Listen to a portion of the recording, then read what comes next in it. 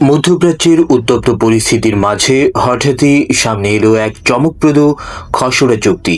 যুক্তরাষ্ট্র ও ইরানের মধ্যে সম্ভাব্য সমঝোতার গোপন নথি এটি। ইসরায়েলি সাংবাদিক অমিত সেগাল সহ একাধিক সূত্র এই তথ্য প্রকাশ করেছে।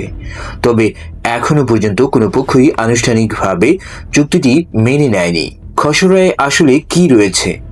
সবচেয়ে বড় শর্ত, ইরান আগামী 15 বছরের জন্য ইউরেনিয়াম সমৃদ্ধকরণ বন্ধ রাখবে, তবে চিকিৎসা গবেষণার জন্য কিছু ছাড় রাখা হয়েছে। আরও বলা হয়েছে 60% ও 20% সমৃদ্ধ ইউরেনিয়ামের বড় অংশ রিঅ্যাক্টর জ্বালানিতে রূপান্তর করা হবে, আর বাকি অংশ কমিয়ে রাখা হবে সবই ইরানের ভেতরে। ইরানের পারমাণবিক স্থাপনাগুলো থাকবে আন্তর্জাতিক সংস্থা ইন্টারন্যাশনাল অ্যাটমিক এনার্জি এজেন্সি এর কড়া নজরদারিতে।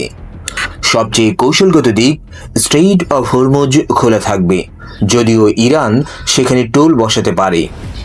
বিনিময়ে যুক্তরাষ্ট্র ধাপে ধাপে নিষেধাজ্ঞা শিথিল করবে এবং বিদেশে জব্দ থাকা অন্তত $20 বিলিয়ন ইরানি সম্পদ মুক্ত করে দেবে।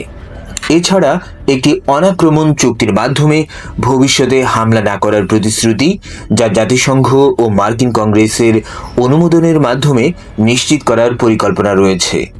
সর্বশেষ, পারস্য উপসাগর থেকে যুক্তরাষ্ট্রের সামরিক উপস্থিতি কমানোর ইঙ্গিতও দেয়া হয়েছে।